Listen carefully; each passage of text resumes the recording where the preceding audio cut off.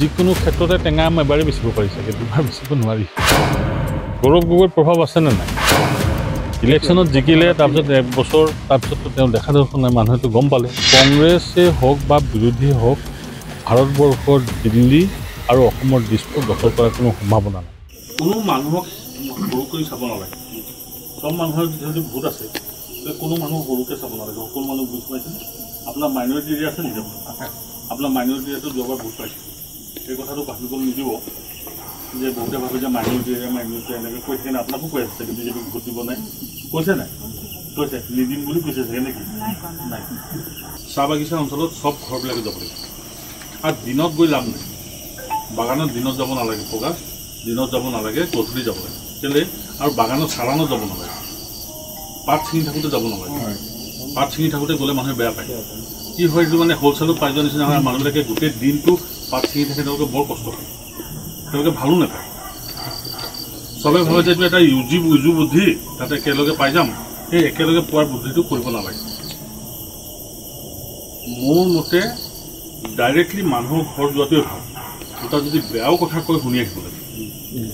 কোনোবা যদি অসুবিধা আছে, অসুখ আছে, তাৰ লিষ্টখন লৈ আহিব লাগে। আপোনাক মই ক'লোঁ সকলোৰে লগত কথা পাতক, এজন মানুহ দি দিয়ক যাতে ফোনত কথা পাতক। বুথৰ সভাপতিসকল আছে, বুথৰ সভাপতি মানে এজন মানুহ নহয়, তেওঁলোকক আৰু 11জন মানুহ থাকে। সেই মানুহবিলাকৰ লগতো কথা পাতক। আৰু মই এটা অনুৰোধ জনাম সৰুকৈ জিলা পৰিষদৰ সদস্যকো মই কৈছোঁ, আপোনাক কোনো পাৰ্টি খাব নালাগে। পাৰ্টি খোৱা বুদ্ধিটো বন্ধ কৰিব লাগে। কোনোবাই খোৱালেও আপোনাক খাবলৈ দিব লাগে, কিন্তু নিজে খুৱাব নালাগে। পাৰ্টি খোৱালে মানুহে বেয়া পায়। আমি ইমানজন খালোঁ, বাকীটো গোটেই গাঁৱৰ মানুহে পাৰ্টি খালে মানুহৰ ধাৰণাটো ভাল নহয়। আমি ভাবোঁ যে পাৰ্টি খুৱাই দিম, মদ খুৱাই দিম, এই ধাৰণাটো ৰাখিব নালাগে। আৰু কোন সভাপতি হ'ব এতিয়া ঠিক কৰি দিব নালাগে।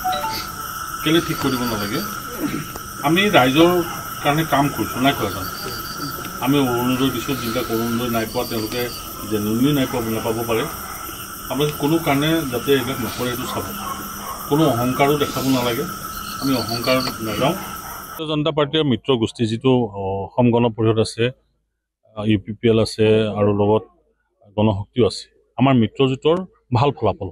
আৰু ইতিমধ্যে আপোনালোকে দেখিছে বহু ঠাইত নিৰ্দলীয়কো মানুহ জিকিছে। কংগ্ৰেছে কৈ থকা নিচিনা কোনো ভয় ভাবুকিৰে নহয়। আমাৰ ইয়াতে AP মেম্বাৰ নিৰ্দলীয়কে জিকিছে, আপোনালোকে দেখিছে। মই ভাবোঁ যে সমগ্ৰ অসমত পঞ্চায়তত ভাল ফলাফল দেখা। বিৰোধীয়ে মাত্ৰ নামমাত্ৰ কেণ্ডিডেট দিছে আৰু তেওঁলোকে নিজেই কৈ আছে যে তেওঁলোকে মিত্ৰতা সম্ভৱ নহয়। আৰু বিৰোধীৰ মিত্ৰতা কেতিয়াও সম্ভৱ নহয়, কোনো কাৰণে সম্ভৱ নহয়। ভাৰতীয় জনতা পাৰ্টীৰ মিত্ৰগোষ্ঠীৰ বিৰুদ্ধে বিৰোধীয়ে একত্ৰিত হ'বৰ কাৰণে 7 বাৰ ভাবিব লাগিব।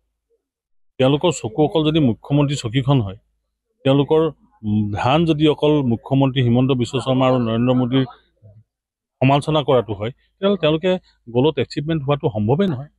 গৌৰৱ গগৈৰ প্ৰভাৱ আছেনে নাই? ইলেকশ্যনত জিকিলে, তাৰপিছত 1 বছৰ তাৰপিছততো তেওঁ দেখা দৰ্শন নাই, মানুহেতো গম পালে। যিকোনো ক্ষেত্ৰতে টেঙা আম এবাৰেই বেচিব পাৰি চাগে, দুবাৰ বেচিব নোৱাৰি। হয়, আমি হাৰিছোঁ ইয়াত। মই নাজানো তেওঁ কি ৰাজনীতি কৰিছে, কিন্তু বিজেপিয়ে ইতিবাচক ৰাজনীতি কৰিছে আৰু ইতিবাচক ৰাজনীতিৰ ফল আপোনালোকে পঞ্চায়ত নিৰ্বাচনত দেখিবলৈ পাব।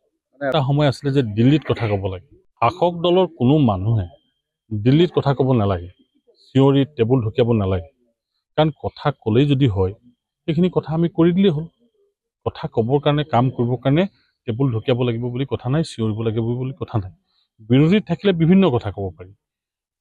আমি ভাবোঁ যে জনসাধাৰণে এই কথাবিলাক এতিয়া বুজি পাইছে আৰু বহুত দূৰলৈ কংগ্ৰেছে হওক বা বিৰোধীয়ে হওক, ভাৰতবৰ্ষৰ দিল্লী আৰু অসমৰ দিছপুৰ দখল কৰাৰ কোনো সম্ভাৱনা নাই। এই কথাটো নিশ্চিত থাকে, কাৰণ 29লৈকেতো সম্ভৱেই নহয়।